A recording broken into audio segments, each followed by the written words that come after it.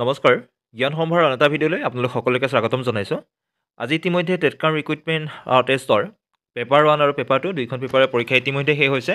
paper 1 morning শ্বিফ্টত আছিলে graduate টিচাৰৰ বাবে আৰু পেপাৰ 2 পোষ্ট গ্ৰেজুৱেট টিচাৰখিনিৰ বাবে আছিলে তো এতিয়া কথাটো হৈছে কি পেপাৰ 1ৰ যিখিনি প্ৰশ্ন আছিলে প্ৰায়খিনি প্ৰশ্ন আমি এনালাইচিছ কৰি চাইছিলোঁ পেপাৰ 2খন এতিয়ালৈকে চোৱা নাই চ' এটা এক্সপেক্টেড কাট অফৰ কিছু কথা পাতিব যত্ন কৰিম পেপাৰ 1ৰ ওপৰত অৰ্থাৎ গ্ৰেজুৱেট টিচাৰৰ যিখন পেপাৰ আছিলে সেইখন কেনেকুৱা ধৰণৰ হ'ব পাৰে চ' আমি তাৰ আগতে এটা কথা মন কৰি লওঁ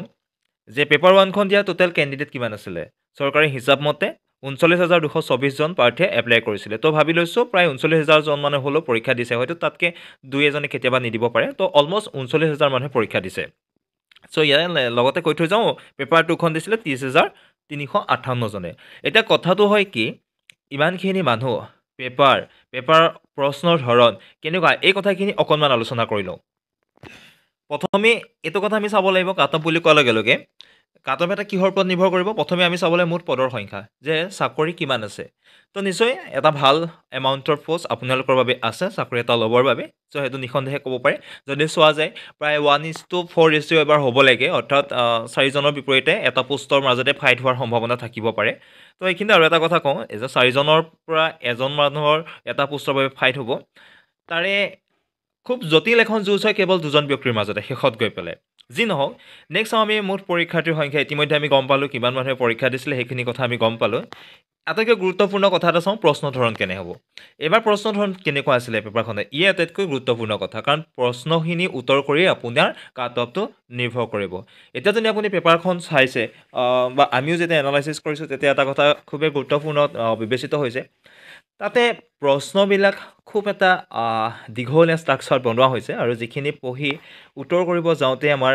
ক'ৰবাত নহয় ক'ৰবাত সময় অলপমান কম বেছ কিন্তু হৈছে নোহোৱা নহয় এক নম্বৰ কথা চ' এই কথাতে কি কৰে আৰু এইটো হ'বই চাকৰি এটাৰ বাবে যেতিয়া পৰীক্ষা দিব ইমান এটা ডাঙৰ যুঁজ হ'ব আজিকালি পৰীক্ষাৰ বাবে দিয়া যুঁজ সেই কেনেকুৱা এখন ফাইট হয় আপোনালোকে নিশ্চয় সকলোৱে গম পায় গতিকে সকলো বস্তু কঠিনৰ পৰা কঠিনতমলৈকে গৈ আছে আৰু সেইটো নিঃসন্দেহে যাব সেইটো কোনো তাতে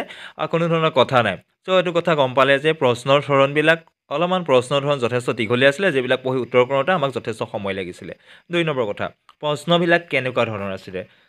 মডাৰেট লেভেলৰ নে কিছু কঠিন আছিলে নে একেবাৰে সহজ আছিলে যদি আপুনি চোৱা যায় মডাৰেটৰ পৰা কঠিনলৈকে প্ৰশ্নসমূহ আছিলে পেপাৰখনত যদি 20টা 15টা কুৱেশ্যন সহজ আহিছে মানে এইটো কথা নহয় যে পেপাৰখন একেবাৰে সহজ আছিলে চ' পেপাৰ এখনৰ বৈশিষ্ট্য হয় কিছু প্ৰশ্ন সহজ ৰখা সকলো পৰীক্ষাতে মানসিকভাৱে কিছু উৎকৰ্ষ সাধন কৰিবৰ বাবে পৰীক্ষা হলতো সেইবিলাক কিছু ছিষ্টেমেই থাকে তো যদি চোৱা যায় প্ৰশ্নখিনি যদি চোৱা যায় তেতিয়াহ'লে প্ৰশ্নখিনি বৰ এটা সহজ নাছিলে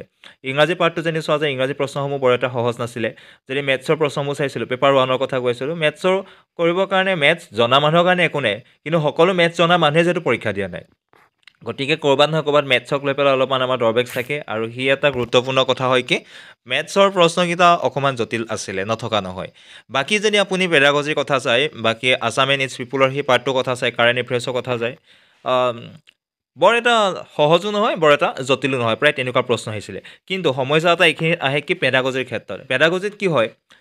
4টা অপশ্যন চাওক আপুনি 4টা অপশ্যন হয় প্ৰায় সংখ্যক প্ৰশ্নতে 4টা অপশ্যনেই প্ৰায় হয় লগা নিচিনা হয়গৈ গৈ পেলাই পেডাগজিৰ ক্ষেত্ৰত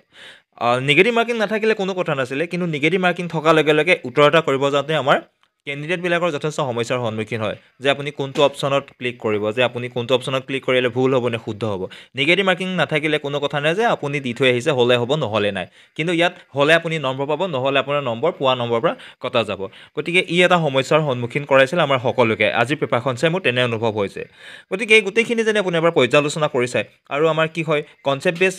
যথেষ্ট কুৱেশ্যন আছে প্ৰায়খিনি কুৱেশ্যন কনচেপ্ট বেছ হয় তথাপি ক'ৰবাত নহয় ক'ৰবাত অকণমান জটিলতাৰ চিন নথকা নহয় পেপাৰখনত আৰু এইখিনি থাকিবই চাকৰি এটা পাবৰ কাৰণে পৰীক্ষা দিব যাওঁতে জটিল পেপাৰে দিব লাগিব